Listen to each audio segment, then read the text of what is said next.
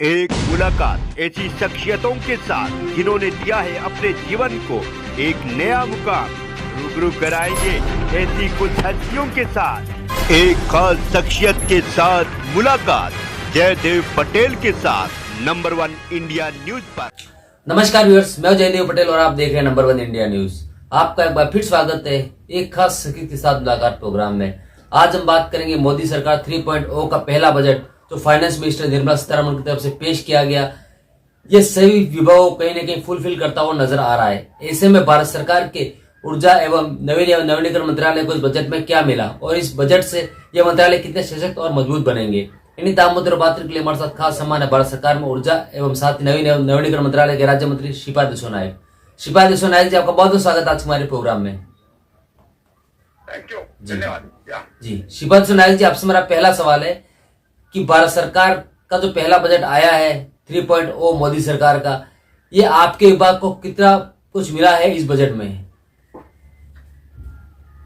मैं सबसे पहले माननीय प्रधानमंत्री नरेंद्र भाई मोदी जी और हमारे अर्थ मंत्री तो निर्मला सीतारमण जी का धन्यवाद देता हूं, क्योंकि इस बजट में पावर जैसे मंत्रालय को, रिन्यूएबल एनर्जी जैसे मंत्रालय को उन्होंने जिस तरह से बजट में मदद की है, ज्यादा फंड दिया है, क्योंकि जैसे आदमी की रीढ़ की हड्डी जो होती है, जैसा पावर इस देश के विकास की रीढ़ की हड्डी है और इसको मजबूत करना इसी के ऊपर सब निर्भर है। तो पावर मंत्रालय ठीक तरह से चलना चाहिए, लोगों को डिमांड जो पूरी होनी चाहिए, सप्लाई उनको ठीक तरह से मिलनी चाहिए, इसका ख्याल हमारा मंत्रालय रखता है और केंद्र की मदद से, बजट की मदद से ये सब हम पूरा करने का हमारा जो कुछ कहना है और हम कर रहे हैं। कई सालों से पहले जो सप्लाई है, प्रोडक्शन है, वो बहुत उसमें हम पीछे थे। आज जितनी हमको चाहिए इतनी हम जो एनर्जी पैदा कर रहे हैं, पावर पैदा कर रहे हैं, तरह तरह के प्रोजेक्ट हमारी पाइपलाइन में है, कई शुरू हो गए हैं। इसके साथ साथ रिन्यूएबल एनर्जी जो है, सौर ऊर्जा जो है, इसका भी प्रोडक्शन अच्छी तरह से पूरे देश में हो रहा है और हमारा जो टारगेट है 2030 में रिन्यूएबल एनर्जी का 500 गीगावाट का जो कई प्रोडक्शन है उसके और हम जा रहे हैं। आज तक हमने 218 गीगावाट प्रोडक्शन यहाँ तक हम पहुंचे हैं और आने वाले समय में जो कुछ हमने टारगेट रखा है वो टारगेट के और हम जाएंगे। और देश में ऐसी जगह जहाँ नहीं है कि पूरे विलेज में हमारा इलेक्ट्रिफिकेशन हुआ है। कहीं ऐसे छोटे छोटे गांव जो बचे थे, कई सिंपल घर बचे थे, वहां भी हमने सौर ऊर्जा के साथ उनको कनेक्शन देने का प्रयास कर रहे हैं। माननीय प्रधानमंत्री जी ने पीएम सूर्यघर मुफ्त बिजली योजना जो ये सोलर की इसमें जो ये लाया है, सब्सिडी दी स्कीम लाया है, उससे आज हर स्टेट में, हर गांव में ये सौर ऊर्जा देने का जो कुछ काम है बड़े पैमाने पर हो रहा है और इससे जो कुछ थोड़ा सा डेफिसिट था वो भी हम इस सौर ऊर्जा से हम भर के देश को एक मजबूत देश बनाने का, राष्ट्र बनाने का काम हमारे मंत्रालय की ओर से चल रहा है। जी, श्रीपाद येसो नायक जी, आपके मंत्रालय के जो प्रमुख जो योजना है, पीएम घर योजना, पीएम सूर्य घर योजना हो गई, पीएम कुसुम योजना हो गया या फिर राष्ट्रीय ग्रीन हाइड्रोजन योजना हो गई, आखिर ये योजनाएं क्या हैं और इसका सीधा फायदा जनता को कैसे पहुंचेगा?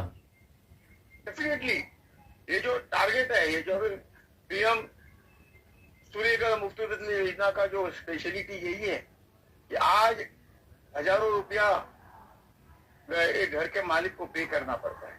जब हम ये जो पीएम सूर्यघर मुफ्त बिजली योजना का फायदा लेंगे, कम से कम 78,000 के आसपास उसको सब्सिडी मिलेगी और ये बिजली जो है वो मुफ्त, उसका बिल 0 हो जाएगा और जो कहीं बचा हुआ बीज वो ग्रिड में जाके उसको इसका पैसा भी मुबदला मिलेगा और 2 साल में जो कुछ पैसा वो इन्वेस्ट करेंगे वो 2 साल में पूरा होगा।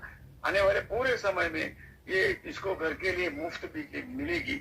ये ऐसी स्कीम है पीएम कुसुम योजना है, जो हमारे किसान भाई है उनको अभी पावर नहीं मिलती, रात को 1 बजे 2 बजे 3 बजे उसको पावर मिलती है, जी। तो खेत में जाकर उसको रात में काम करना पड़ता है।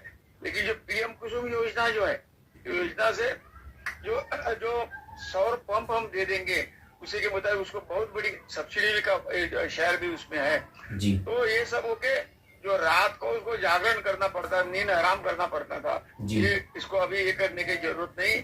और ये इसमें से पंप को सब्सिडी भी मिलेगी, और इनमें जो एक्सीडेंट होते थे, सर्प काटते थे, बिच्छू काटते थे, जी। उसको कुछ एक्सीडेंट ऐसे होते थे, ये अभी जो दिन में जो सौर ऊर्जा का जो पीएम कुसुम योजना का जो पंप देंगे और सब्सिडी भी देंगे, हम इलेक्ट्रिसिटी का जो कुछ नॉन फॉसिल हम जलाते हैं, कोलसा जलाते हैं, प्रदूषण बढ़ता है, ये सब कम करके हम सौर ऊर्जा से ये काम मेन घर का भी हो गया, खेती का भी, ये जो 2 मेन फैक्टर है उसे हम सौर ऊर्जा से बिजली हम सप्लाई कर पाए। जी।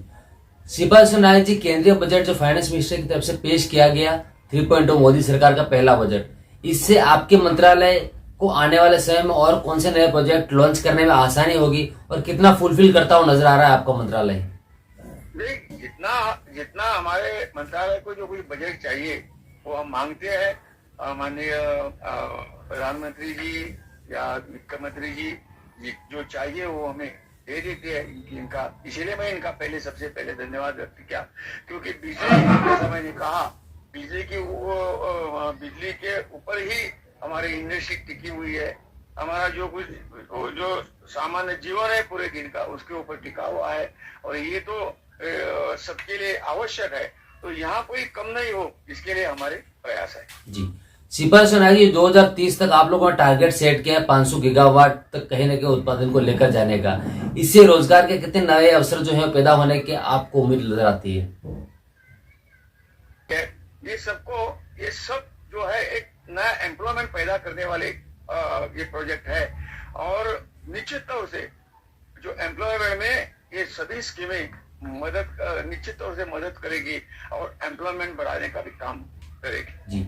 श्रीपाद नायक जी, आपसे मेरा एक आखिरी सवाल है कि इस ऑल ओवर बजट जो है वो देश के हित का बजट है, ऐसा कहीं विपक्षी नेताओं का भी मानना है, तो सरकार के पक्ष का भी मानना, लोगों का भी यही मानना है, लेकिन कुछ जो नेता हैं वो इसका विरोध कर रहे हैं, इनको आप क्या कहना चाहेंगे?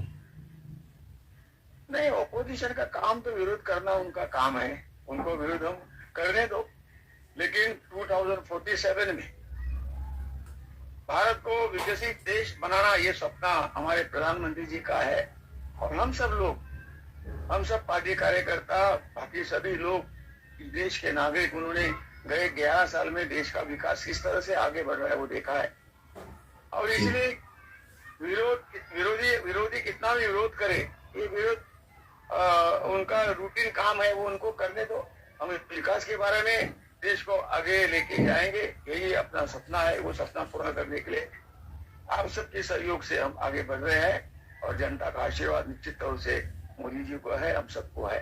जी। श्रीपाद नायक जी, आपने हमारे लिए समय निकाला, उसके लिए आपको बहुत बहुत धन्यवाद। धन्यवाद जी, धन्यवाद।